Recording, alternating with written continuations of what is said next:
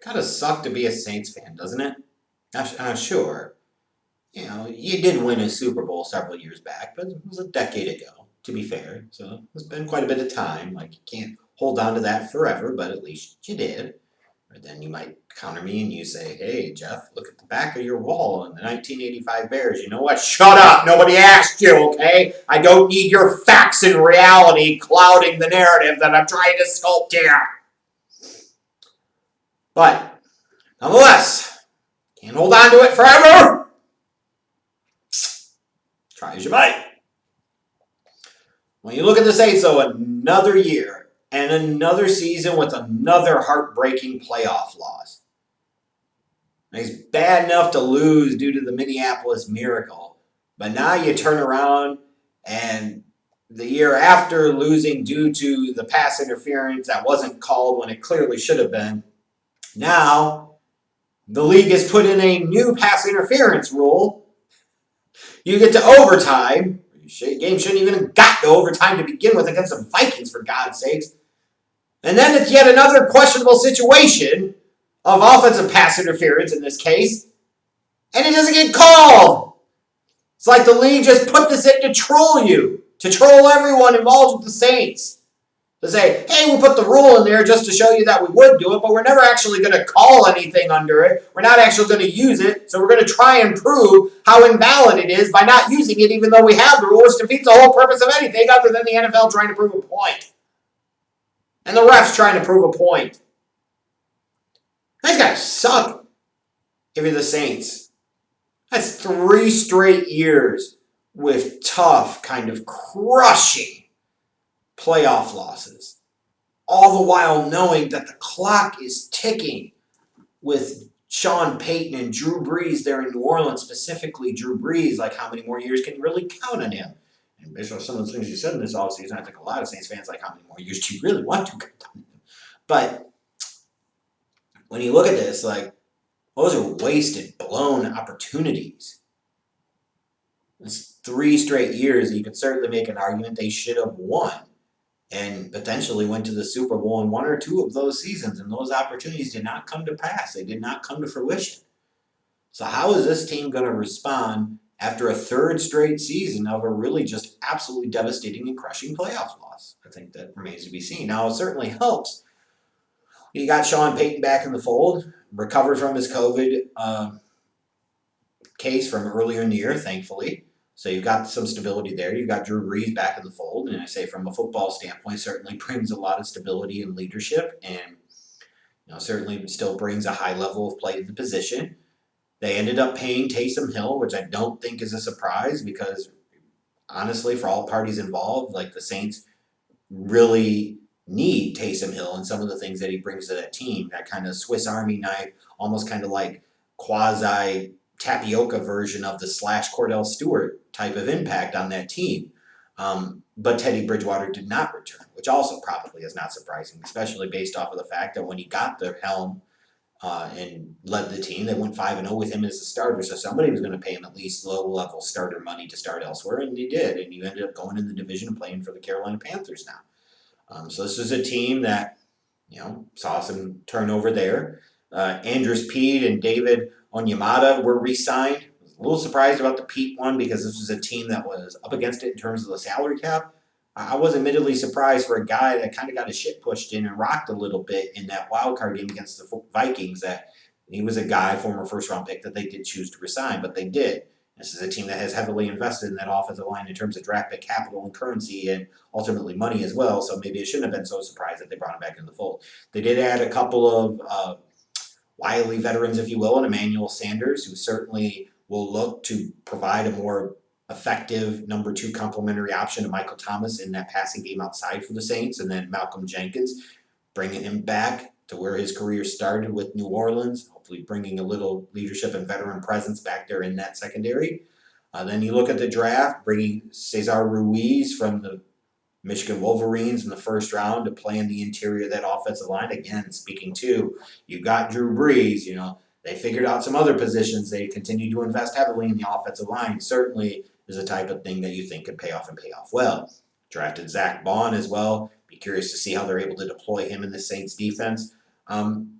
And when you look at this team, like, I know I focused a lot on the heartbreaking playoff losses for 3 straight years, and you can make an argument 2 straight years the refs screwed them, even though it should never just come down to one play. But we understand the reality of it. But this is still a team that won 13 games last year. In fact, kind of got unlucky in the fact that they won 13 games that they had to play a wild card game at home in the first round. They didn't get the bye. They probably could have benefited from the bye. They didn't get that.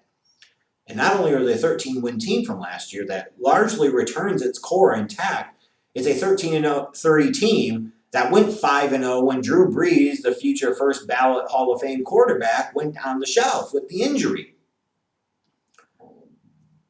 So they won 5 games without their starter. What happens if they actually have Drew for all 16 games? You still got the three amigos of Drew Brees. You got Alvin Kamara in the backfield. Hopefully you get him closer to 16 games, this year. But Michael Thomas obviously had a tremendous 2019 and certainly is an elite number 1 wide receiver in the National Football League. And then I talk about this team in general. Again, 13-win team last year. Team that's been close several times. Like, they've been good the past few years. There's a lot of continuity and chemistry there. A lot of familiarity with each other. A lot of talent there. A lot of success there. So if you're thinking, to yourself, like, hey, yeah, they've had it rough a couple of times, but this is the time that they're finally going to get over the hump. It could potentially be. But then I got to ask, when do these playoff losses start to take a toll? Like, at some point in time, there's a bit of a defeatist mentality that can creep in to say, we can get but so far, but we just don't have it to get over the hump, to the point where it becomes like a self-fulfilling prophecy. Like, we're going to find a way, somehow, some way, to lose this game. And you wonder if that mentality creeps in not just during the playoffs, but starts to creep in a little bit in the regular season. Like, you could find ways to motivate people. You can find ways to keep your eyes on the prize and set that ultimate of goals, which is hoisting the Lombardi Trophy at the end of the season. But the reality is, like, after so many times, human nature can set in a little bit, and you just start to wonder, like, hey, man, like, we're just biding our time because we know eventually doom is going to hit. And then what happens if you get more sizable, significant injury problems and so forth? Like, it's a concern for me, and it's a sizable one. And then I look at the defense and I say, where's the pass rush outside of Cameron Jordan? Like, you're talking about a Cameron Jordan. What, he had 15.5 sacks, 15 sacks last year? So he had a phenomenal season, but this is a guy that was drafted in the first round back in 2011. He's not a spring chicken anymore. He's going to be able to do that again? And if he doesn't, who else do you have on the defensive line, the defensive front, that's going to be able to get to the quarterback to provide that balance in your pass rush? And then I kind of look at this team too. Like, I've talked about the continuity and chemistry and the successes they've enjoyed over the past few years can be a good thing. It could also be representative of some concerns that you can have in terms of the core key contributors and the age of some of those guys. Like Drew Brees is north of 40 now. Emmanuel Sanders hasn't been there before, but you're bringing him in and counting on him, I think, quite a bit to be the number 2 guy. He's, 33? So he's not a spring chicken. Cameron Jordan's in his 30s, I believe, now. Maybe 31. He's been in the league almost a decade. Demario Davis had a fantastic year last year for the Saints at linebacker.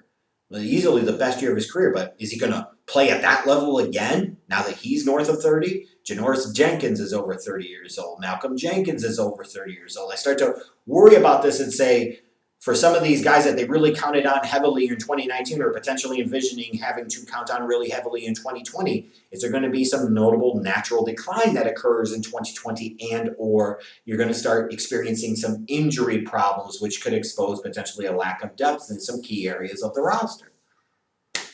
These are very valid questions. Now, looking at the Saints team, feel like it's still a really good team. It's really hard to pick against them too much. Again, they had Brees go out, for more than a quarter of the season. They didn't lose a game while he was out. They won 13 games last year. They picked a bad time to have a really good year because they couldn't even get a first-round bye in the playoffs, let alone home field throughout. In a lot of years, 13-3 will get the job done there. I think this is a good team. Now, that said, I think the Panthers potentially will be a little bit better more consistently this year. I think the Falcons could have some slight improvements this year, even if their win-loss record doesn't really necessarily reflect that. And I also think that the Buccaneers obviously have made some notable improvements and some significant key improvements at that. I guess it could be a situation of the Saints are pretty much fundamentally the same team they've been the past couple of years, and their win-loss record doesn't reflect that as much. And I think that's what happens. I think, again, the Saints team is a really good team. But then I also talk about, now I talk about going down to New Orleans and playing in the Superdome. You don't have that Superdome crowd to deal with. Is it necessarily the same type of environment? Like, again, this is a thing that's really hard for me to predict right now when you talk about COVID and its impacts to the game. Like, these stadiums are used to being full and some of them being really tough places to play. In part was because of the crowd. It's not necessarily going to be there now. So I think this is probably still like an 11-win Saints team that makes the playoffs. I think it's between them and the Bucks to win that NFC South. I just can't wait to see if the Saints do make the playoffs, how they find a way to choke it away this go round or get screwed out of it this go round. But I can't go that far with the Saints this time. Just something's holding me back a little bit.